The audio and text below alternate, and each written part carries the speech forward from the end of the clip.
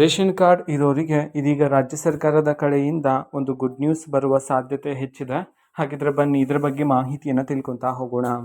ವಿಡಿಯೋವನ್ನು ಸ್ಟಾರ್ಟ್ ಮಾಡ್ತಾನೆ ಅದಕ್ಕಿಂತ ಮೊದಲು ನೀವಿನ್ನೂ ನಮ್ಮ ಚಾನಲ್ಗೆ ಸಬ್ಸ್ಕ್ರೈಬ್ ಮಾಡದೇ ಇದ್ರೆ ಈ ಕೂಡಲೇ ಚಾನಲ್ಗೆ ಸಬ್ಸ್ಕ್ರೈಬ್ ಮಾಡ್ಕೊಳ್ಳಿ ಮತ್ತು ಲೈಕ್ ಮಾಡಿ. ಬನ್ನಿ ಈಗ ನಾವು ಇನ್ಫಾರ್ಮೇಷನನ್ನು ತಿಳ್ಕೊತಾ ಹೋಗೋಣ. ಹೌದು, ರೇಷನ್ ಕಾರ್ಡನ್ನು, ಅದರಲ್ಲೂ ಸಹ ಪ್ರಮುಖವಾಗಿ BPL ರೇಷನ್ ಕಾರ್ಡನ್ನು ನೀವು ಪಡ್ಕೋಬೇಕಂತಂದ್ರೆ ಅದಕ್ಕೆ ಕೆಲವು ಮಾನದಂಡಗಳಾದರೆ ಇದ್ದಾವೆ. ಅದರಲ್ಲಿ ಪ್ರಮುಖವಾಗಿ ನಿಮ್ಮ ಆದಾಯ ಬಂದ್ಬಿಟ್ಟು 1,20,000 ಆದರೆ ಇರಬೇಕಾಗಿರುತ್ತೆ.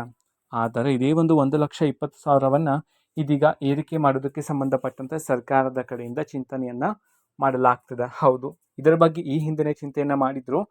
1,20,000ದಿಂದ 3 ಲಕ್ಷಕ್ಕೆ ಏರಿಕೆ ಮಾಡಲಾಗುತ್ತೆ ಅಂತ ಹೇಳಿ. ಆದರೆ ಅದು ಮತ್ತೆ ಅಲ್ಲಿಗೆ ನಿಂತಿತ್ತು. ಆದರೆ ಈಗ ಮತ್ತೊಮ್ಮೆ ಇದರ ಬಗ್ಗೆ ಚಿಂತನೆಯನ್ನು ಮಾಡಲಾಗ್ತದೆ.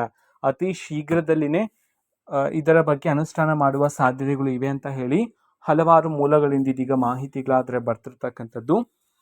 ಹಾಗಾಗಿ ಇದ್ರ ಮೂಲಕ ಏನಾಗುತ್ತೆ ಅಂತಂದರೆ APL ರೇಷನ್ ಕಾರ್ಡ್ ಹೊಂದಿರತಕ್ಕಂತಹ ಹಲವಾರು ಜನ BPL ರೇಷನ್ ಕಾರ್ಡ್ದಾರರಾಗಬಹುದು ಅಂತ ಹೇಳಿ ಇದೀಗ ಮಾಹಿತಿಗಳು ಸಹ ಬರ್ತಿದ್ದಾವೆ.